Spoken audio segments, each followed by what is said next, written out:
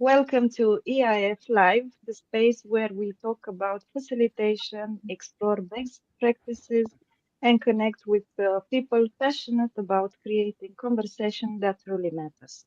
My name is Adela Bulai. I am a coach, trainer, facilitator, and also a member of the EIF Romania chapter, and the host of this conversation space. In this episode, I bring alongside me guests from EIF community, people with valuable experience and perspective on facilitation. Today, my guests are Andrew Spiteri and also Bogdan Grigore. Welcome. Morning. Thank you. Good morning. Good morning.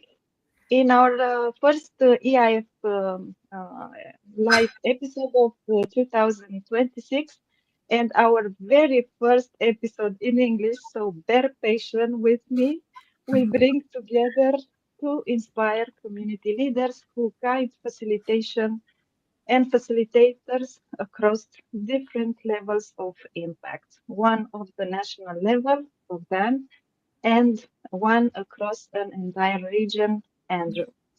Today, we'll explore what it truly means to lead communities of facilitators, how to build engagement, maintain momentum, and navigate the challenges that come with leading people who are themselves leaders.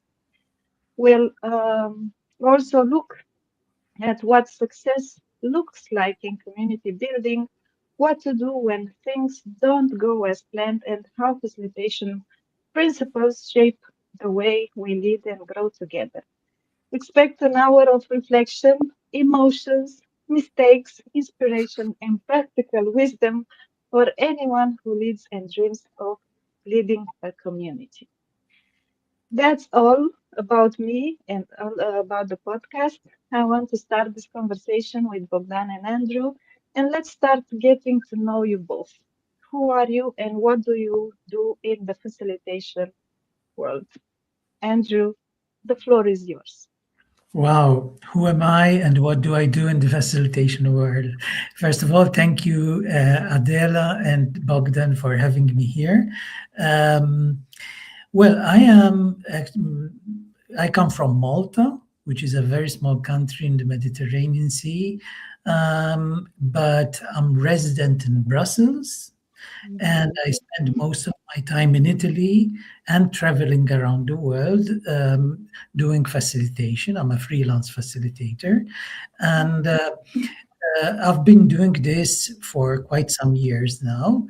I really like facilitation because it helps in so many ways getting people to work together, to stay together, to understand each other, and create things together. And that makes me really happy, even helping the process of getting this together. And the other question is, who am I? What do I do in the facilitation world? Yes. Well, uh, I do a lot of things, but mainly I try to be a good facilitator. And then I try to participate and contribute to communities which are passionate about facilitation, which like to learn more about it, to practice it, to help each other. I was originally the first time I got to know about professional process facilitation was when went to live in Brussels, which was nearly 10 years ago. And I became part of that community there.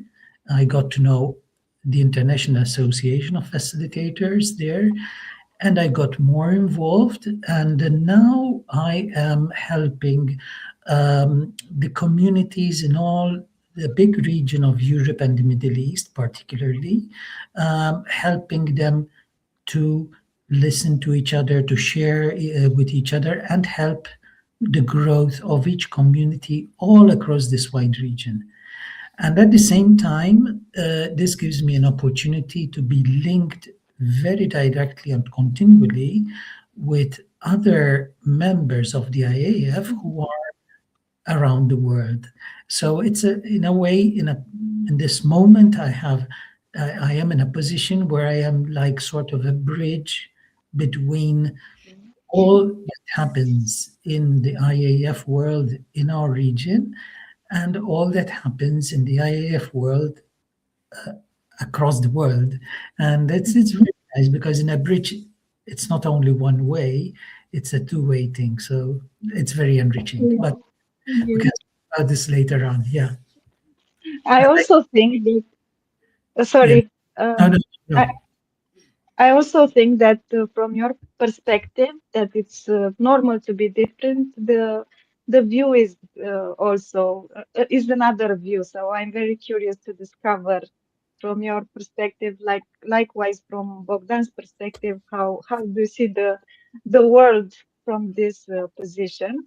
But until then I am curious, and I'm creating space also for Bogdan to share with us who he is. Okay, so I call myself a playful facilitator, Mhm. and I, um, I started facilitating even before I didn't know that I was doing facilitation.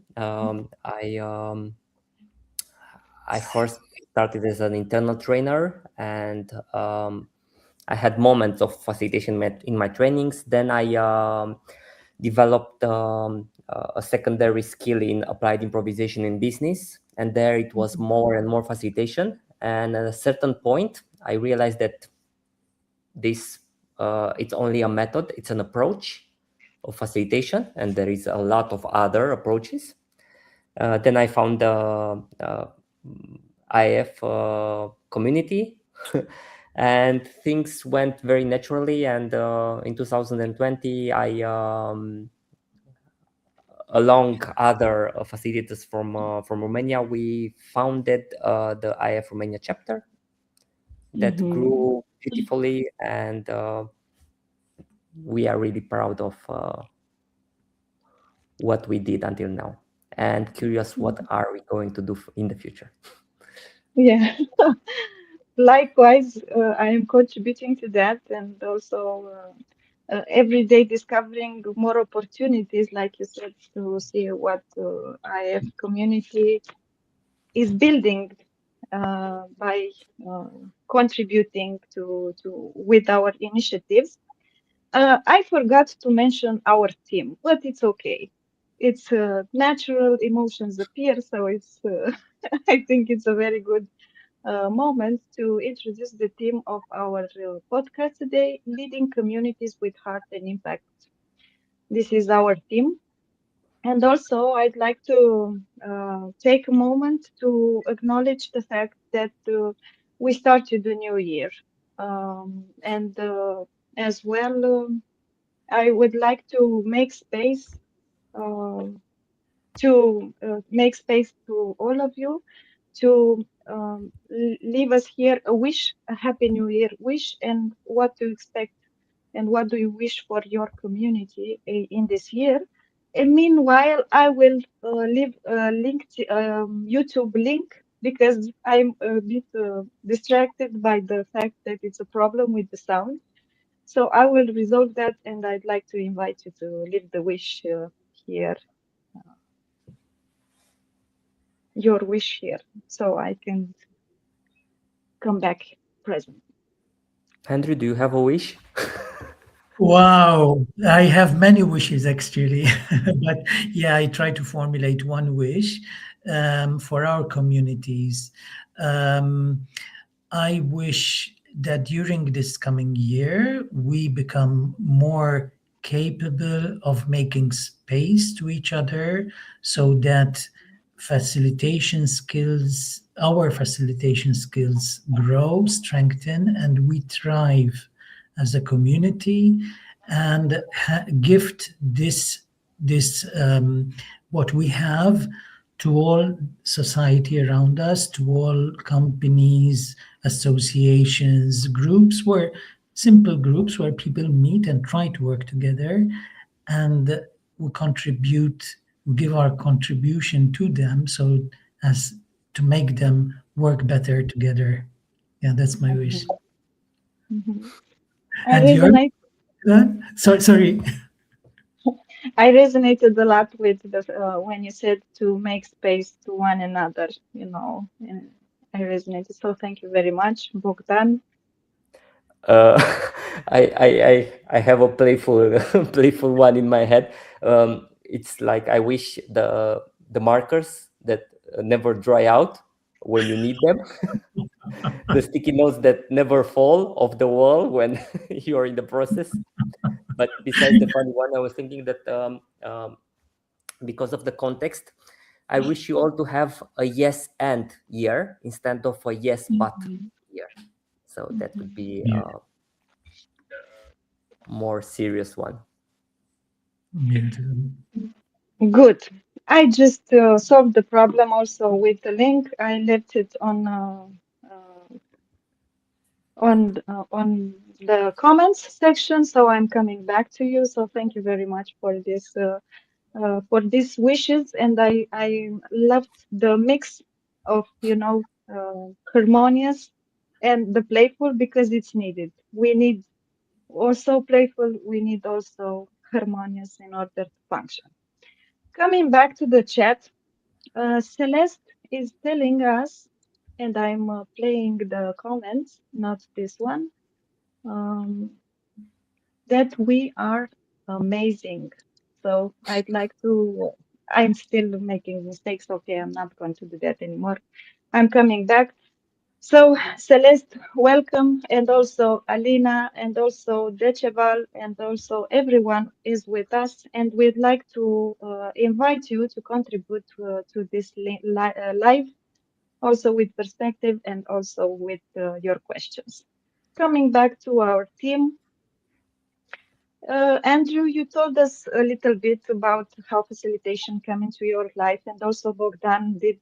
He said that also he was doing facilitation without knowing that he was doing facilitation long before discovering. And I would like to ask you, what was your entry point in this field, in the world of facilitation? Yeah, that's a good question. Yeah, so actually, so it's before getting to know IAF. Um, in part of my career, I was quite involved. I had a stint in quite a long stint in diplomacy, and actually, I specifically I had to organize regularly big events, not just one single session, but series of sessions over maybe 2, 3, 4 days, and organize them not only in the sense of logistics or the whole setup of the event, but specifically of accompanying the persons going through the process from the very beginning, which means understanding who to invite, what to invite, how to structure a meeting, the topics, and things like that, to the end where they leave with the desired results. And I was always thinking, but there should be something professional which helps you to do this. And I had been doing this for years. And when I finally, I remember even searching the internet, and I think I got to know at first something about the art of hosting or things like that. But I still hadn't found the IAEF, and and then when as I said before, when I went to Brussels, I actually got to know the community there. So for me, it was like on one hand discovering a new world, and on the other hand, it's as if I was going back home because I found myself in a place which I knew, but which was also completely new. So I don't know if I answered the question because I get carried away my experience, but yeah. Yes, you did. And it happens a lot, including in my case, and also from a lot of our colleagues, that we are doing facilitation before we are knowing that this is facilitation, because we are naturally drawn to it. this is my conclusion, uh, and I wanted to live here one way or another. So I heard you telling about your entry point. When was the what was actually the entry point in your field? And I am curious to explore a little bit with you from your perspective, from your point of view. If you can point it out, what helped you the most in this exploration? Yeah. So I what helped me most in the exploration was that I think I always was curious, Mhm, and this curiosity was like a spring, which mhm, like a tension, which made me search, which made me try to go deeper in what was behind all this. And what eventually made me then make a career change, and I actually became a freelance facilitator, was the fact that I understood that this profession of helping people work better together is a science and is an art at the same time. And you could learn it by studying and getting to know methods and methodologies and techniques, but you need to practice it.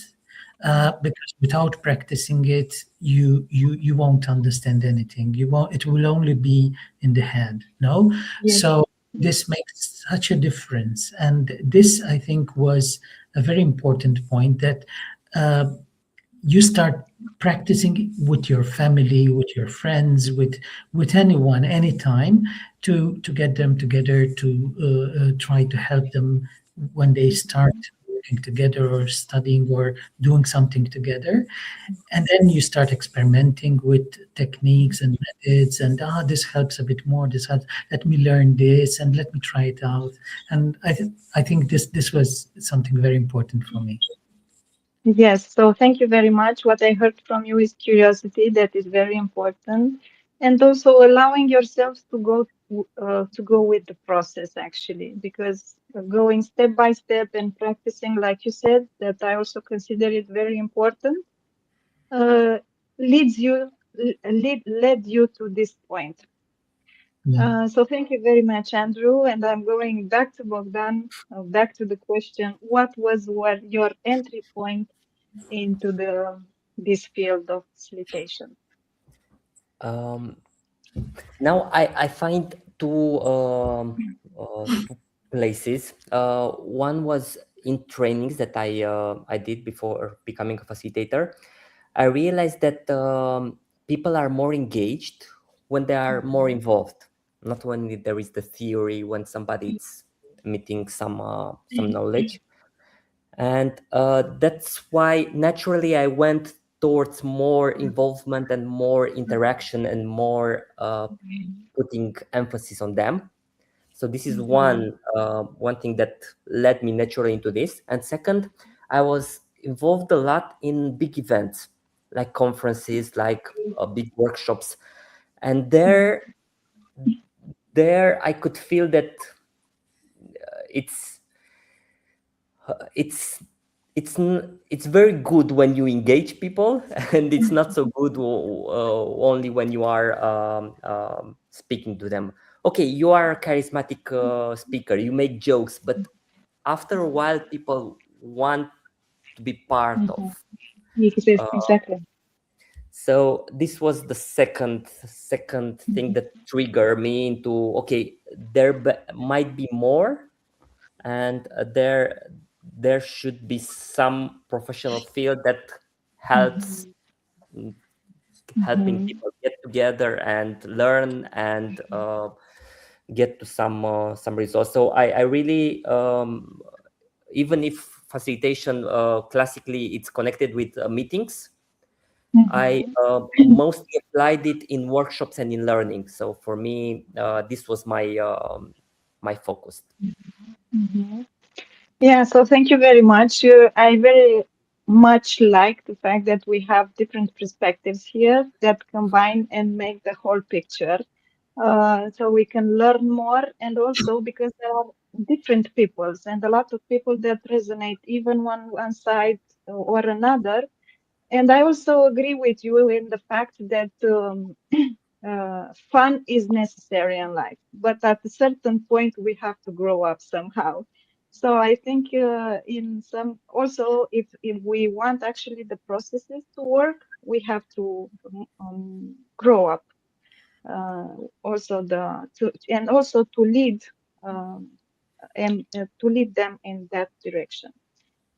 And speaking about leading, I have a question from the audience, Bogdan, but I will address it after my question it is because it comes very well. So my next question for both of you is the fact that you both lead communities. So this is the topic of our conversation today. One national, one regional. And what does leadership means to you in this context? Bogdan, I'm starting with you this time. Okay, so what I want to say from the beginning is the fact that I'm not leading alone this community, and it's a shared leadership, not only with my colleagues from the board, with Brilliant and Alina, but also with we have a leadership team in IAF Romania, formed with people that are coordinating initiatives, and I think we grew a lot with all this structure in place and with all this support. So maybe Mhm. sometimes I'm the face or I'm here, but I couldn't do this alone. And I think in this type of, we are doing voluntary work. So I think Mhm. here leadership is not about power. It's more about how do you grow a culture, um, and I think it's also about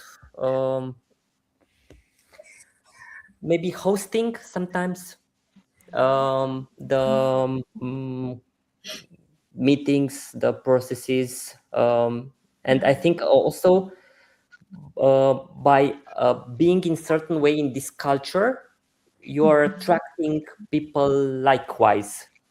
That Mhm. it's making this grow, and IF Romania grew a lot.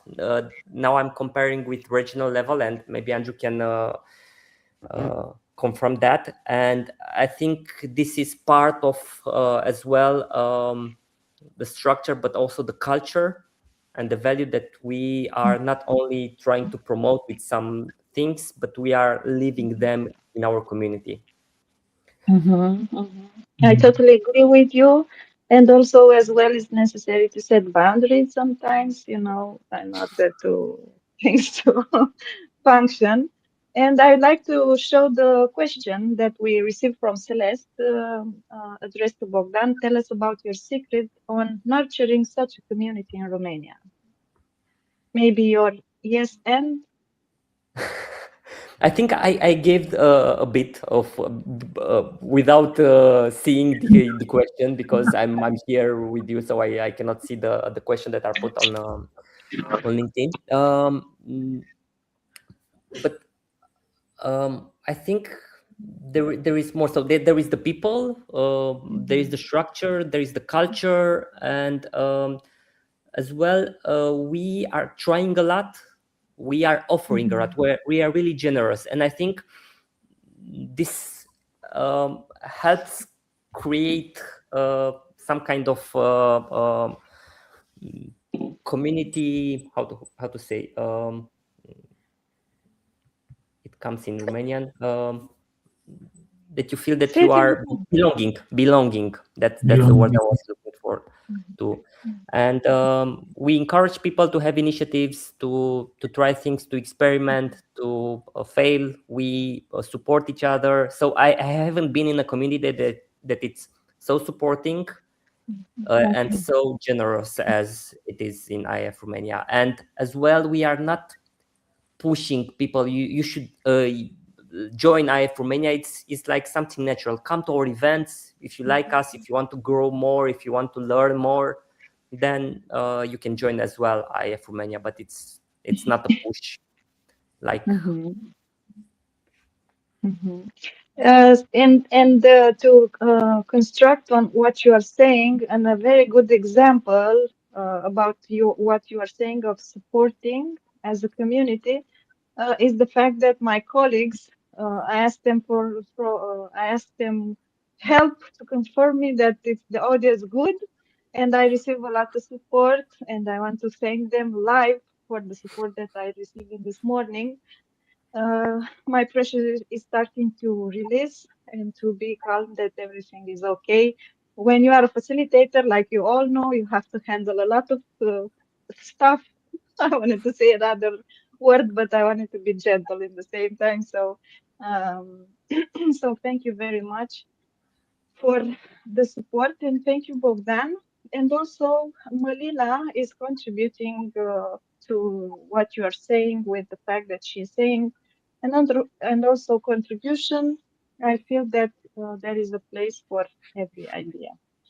Thank you very much to everyone that is with us, and we encourage you to address questions and curiosity.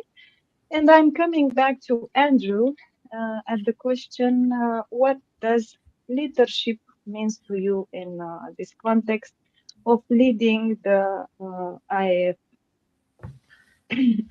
Region, yeah, that's a very good question. I'd like first of all to take the occasion to thank even those who are contributing in the comments, and like first of all to honor Celeste, because I think most of what is happening in our region is also due to her tireless energy and all the things she put together in her leadership over the years as a regional leader, and also then on the board for various other purposes like membership experience and things like that.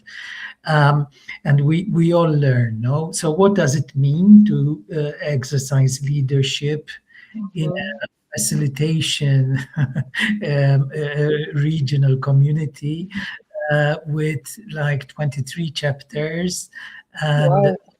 like 7 different time zones spread over Europe, the Middle East, and let's say Eurasia region.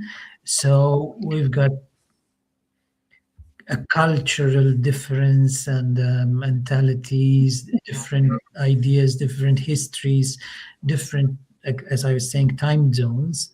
So, for Mhm. example, just when to give you an example, we often have frequently have our meetings where the regional the chapter leaders meet and we share with each other what's happening, and we have to keep Mhm. in mind that for someone, it's 4 o'clock in the afternoon or 5 o'clock in the afternoon. And for someone else, it's like 10 o'clock in the evening.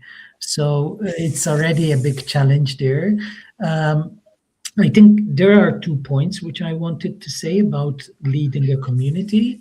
One is the style, and one is the action, the actual actions which happen. No, at least is my first very quick reaction. So, style, I think, in a facilitation world would mean that Alina points it out in her comment.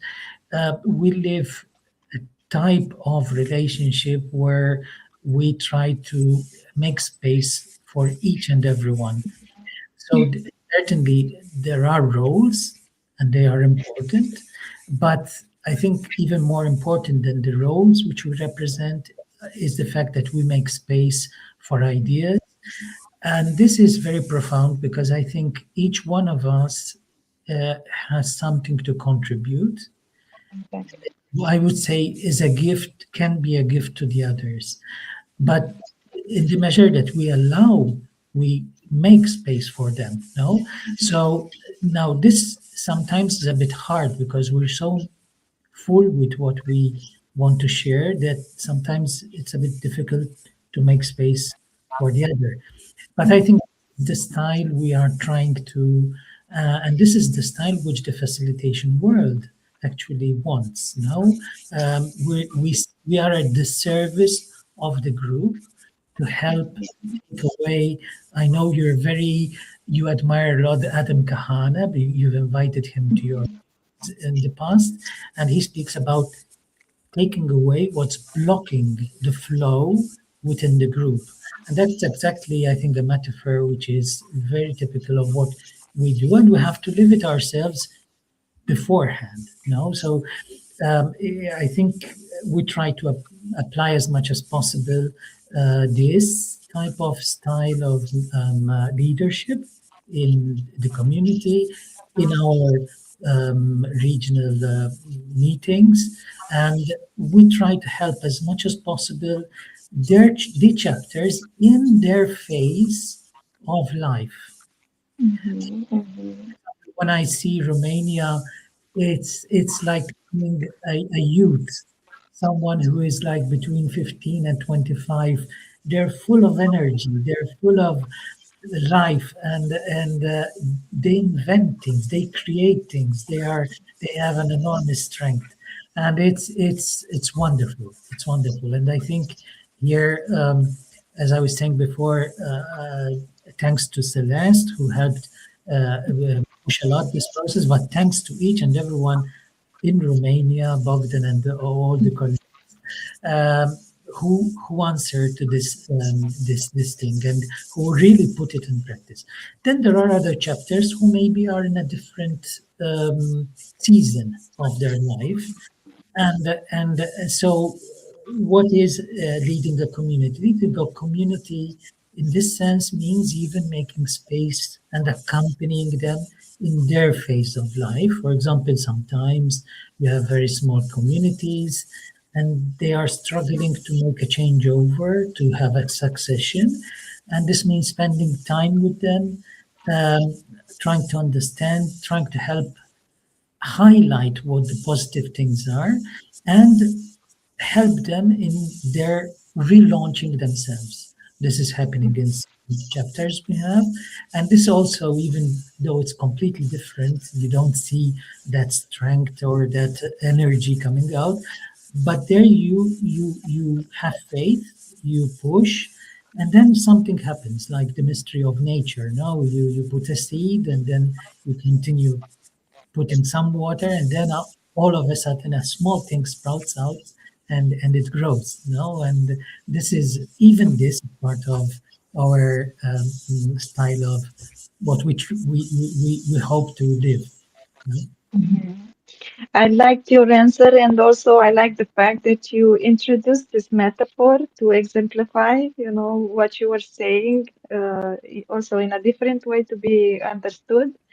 And uh, also, what I think it's very important to make it obvious, it's the importance of being aware of actually what's happening in every chapter, what I heard from your perspective, and also to be flexible and adaptable, and to be aware that every chapter is different, even though maybe they're from countries that very close.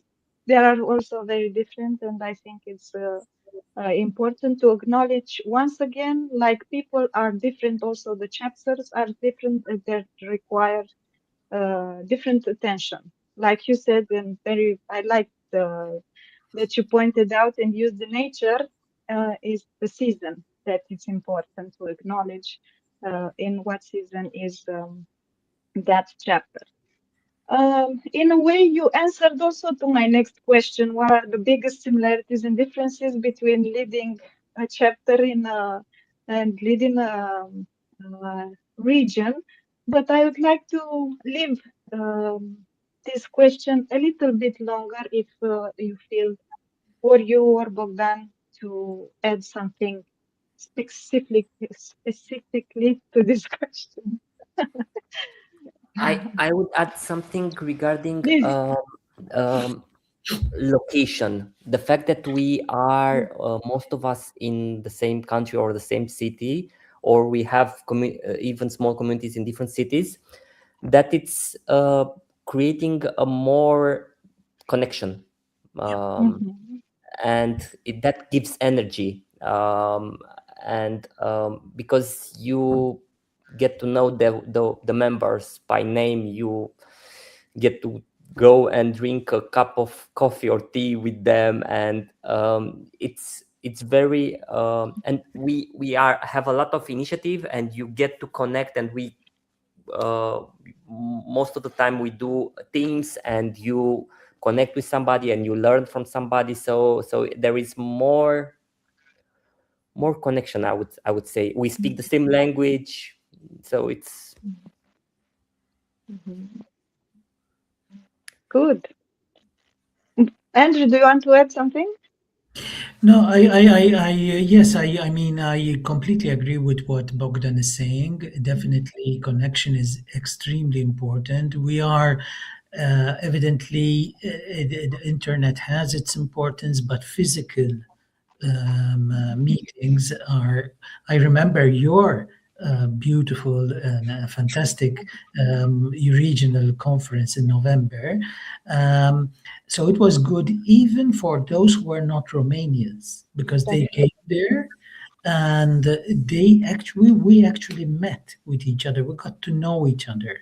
Now this could also happen over the web, over the internet, but and it could produce good results as well. But when you the proximity, the fact that we are near each other, is a very big how do you say, is a very big value, and you build on that, and it changes you even in ways you don't think of being changed. So creating proximity is always a big thing, and we do it. We help in the region. We try to help doing it as best as possible. We try to do it over the internet as best as possible because evidently we don't have the possibility often to meet physically. Uh, Mhm. Even there, what happens is this: you could be next to each other even physically and not get to know each other, but you could be next to each other and make the most of it, get to know each other, be creative, be full of initiative, be in a learning attitude, create things. And this is what we try to do even between chapters. Now we try to create an atmosphere as best as possible where they can share with each other and help each other. No, that's their challenge. I like the fact that you both of you have somehow anticipated my questions, and you're somehow on point with some things. And also, Bogdan was mentioning about connection, and I want to skip some questions because you somehow answered them. And I want to go straight forward to my question regarding what Bogdan say about connection. Uh, can you share? I like in EIF life to live also things that are practical that we can also use, an exercise and something like that that someone can um, uh, take out and put it into action if they want to, as in tomorrow. So regarding the connection, because it's important, it's a value that helps us to move forward. Can you share a practice or a ritual that helps you keep the community connected and active?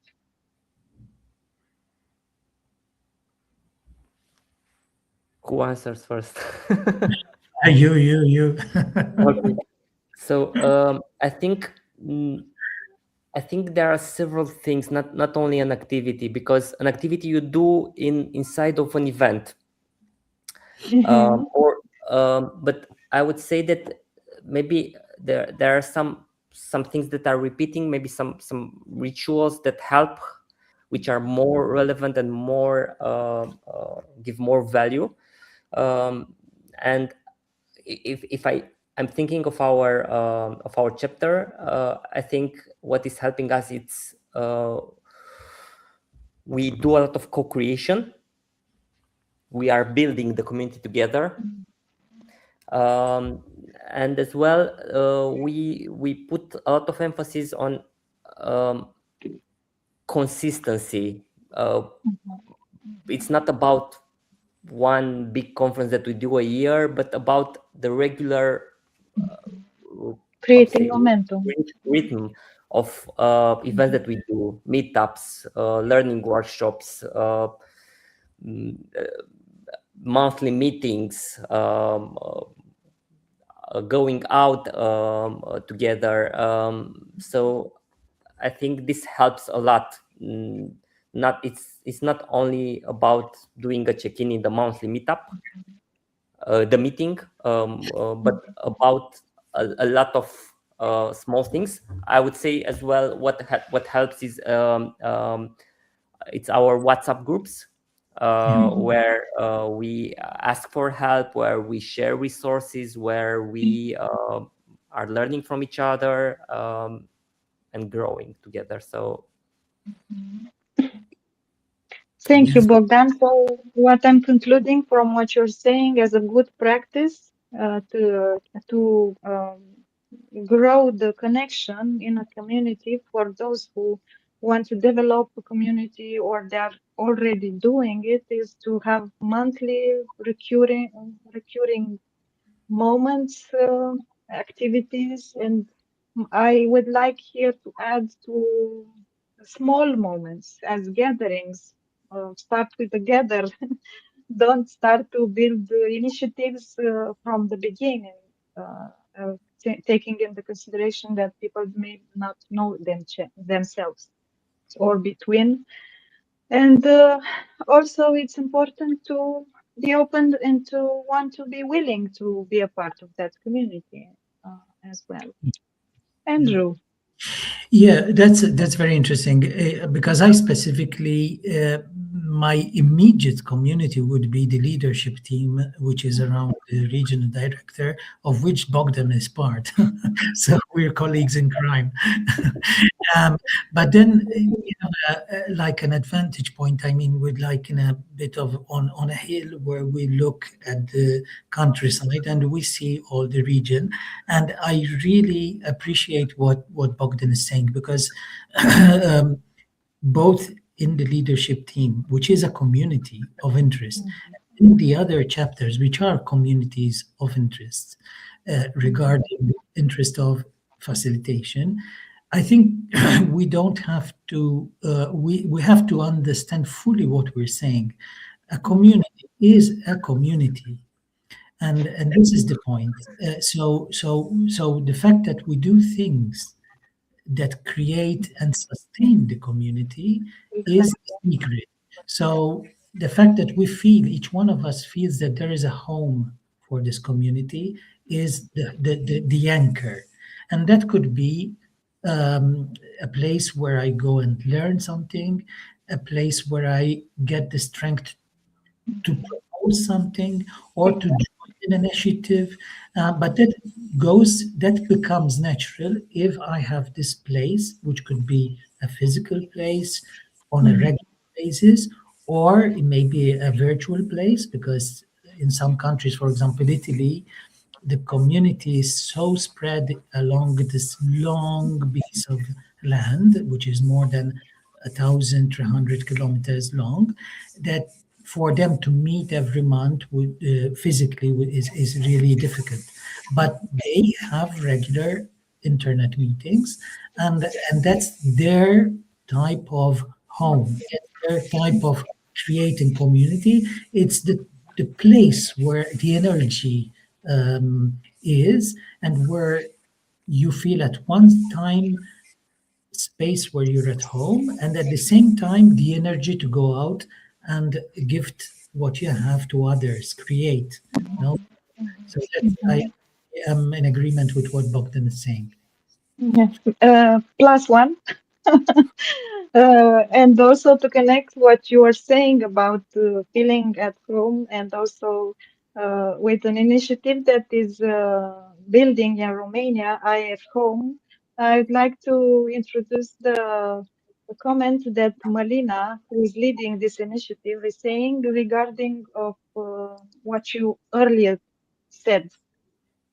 That is so interesting.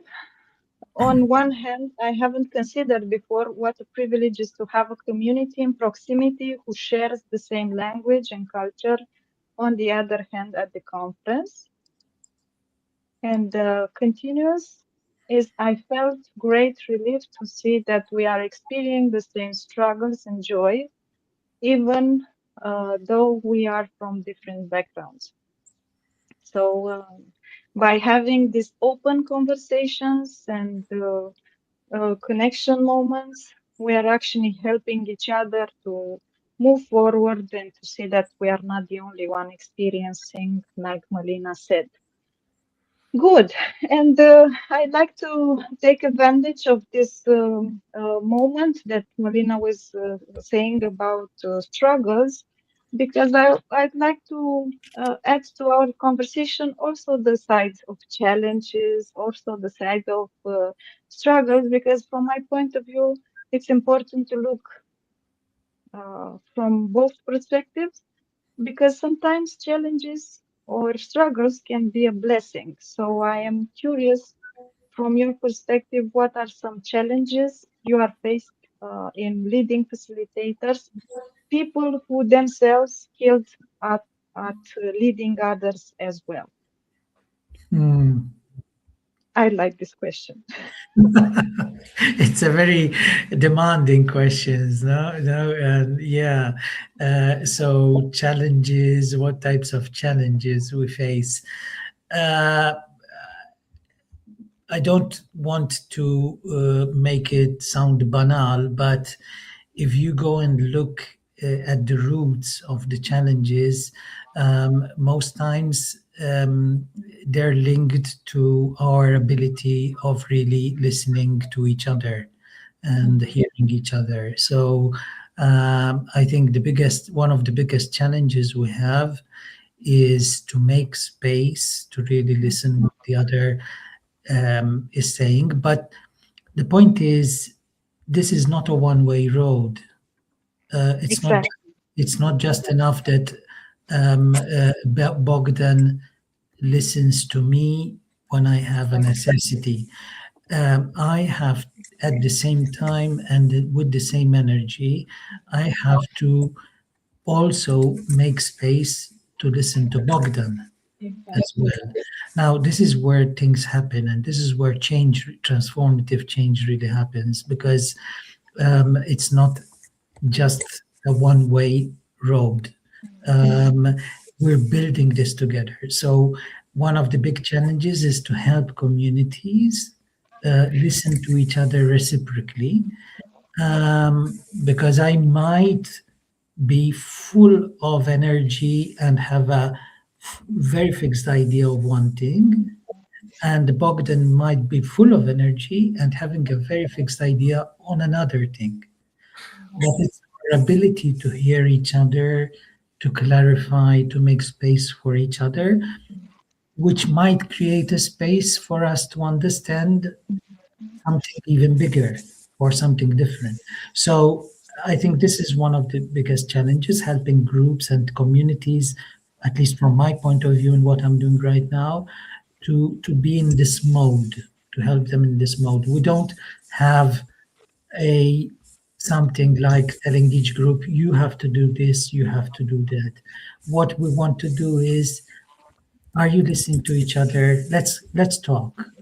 Let's create a space and understand together what, how can we help you? How can we help each other? And I think this is a challenge, but it is also, as a bit you were saying, Adela, it's a resource. It's an enormous resource, because once we do this, going out of our comfort zone, uh, we discover a new plane, a new thing. No, this is the creative part. Yeah, Yeah. I'm Thank you sure. very much. Sorry. I'm anxious to acknowledge the fact that I loved the answer. I love the part of the answer when you acknowledge the fact that it's important to be aware that we are both responsible in creating space for each other in order to create the relationship and in order to listen to each other. So thank you for that. It's very important for me. And I'm curious, Bogdan, what are some challenges from your point of view you faced in the leading facilitators, people who are themselves skilled at leading others as well?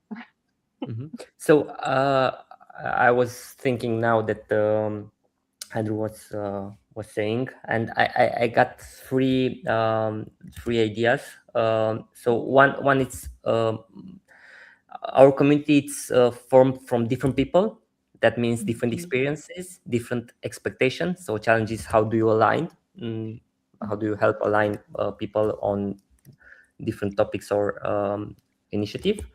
The second one it's something regarding myself. It's not expecting from people that we are like in a workplace. um, mhm, we are here volunteers, so mhm, we we do things when we have time. We do things together, and mhm, we should do things with pleasure. So this is the second.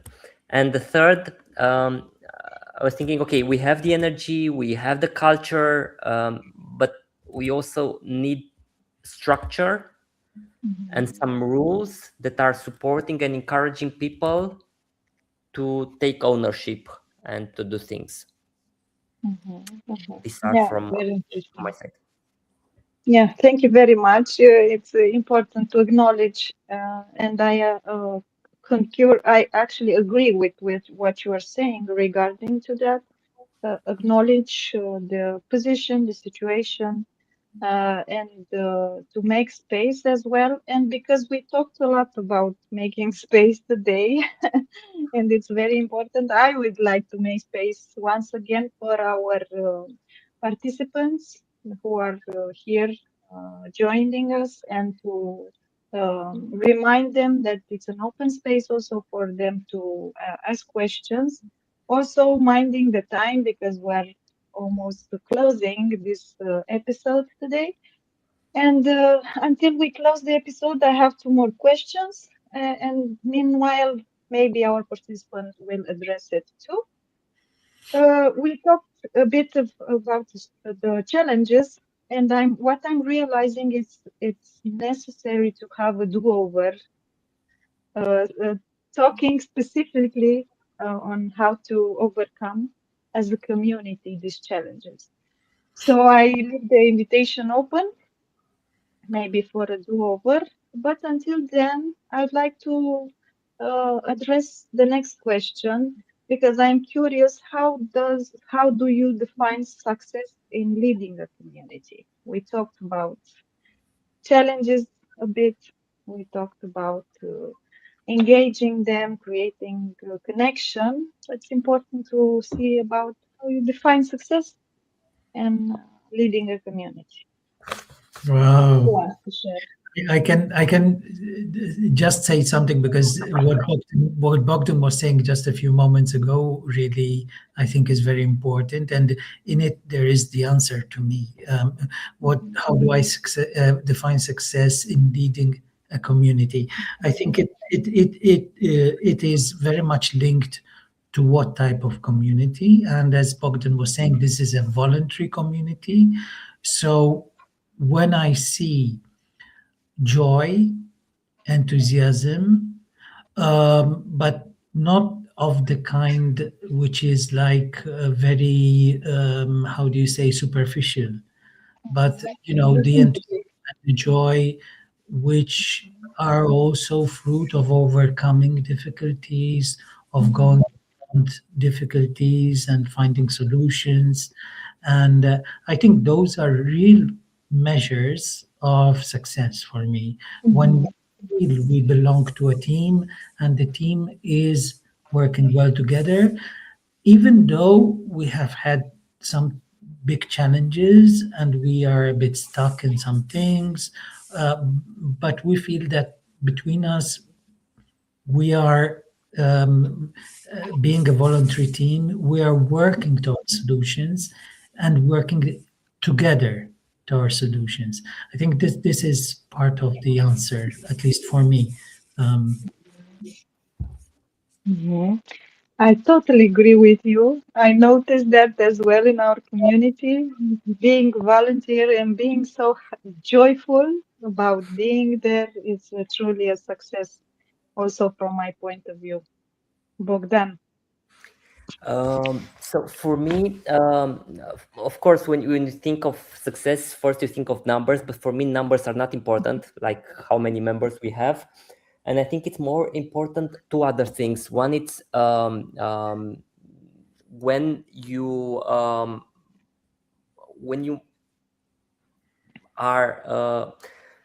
when the people around you are collaborating with each other without you being involved. So Mhm, when the community becomes a self-sustainable mhm, network or web where you are mhm, just a node, I think that is success on one thing, on one side, and on the other side, I think it's about the impact that you have with the initiative and the project that you do. And for me, that's the real success. It's about mhm, that, about uh, the people that said, okay, I first heard of facilitation in IAF Romania. I will want to include more in my organization processes, or I want to okay. develop a team of internal facilitator, or I need some support from you, IAF Romania. So for me, I think that is more connected with success. Mhm. Yes, I also agree with you.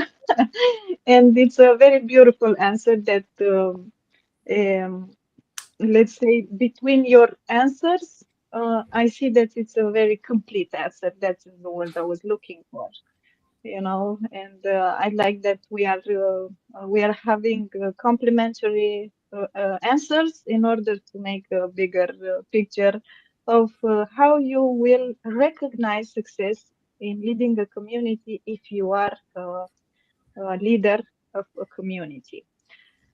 Good. So we are coming very close to an end.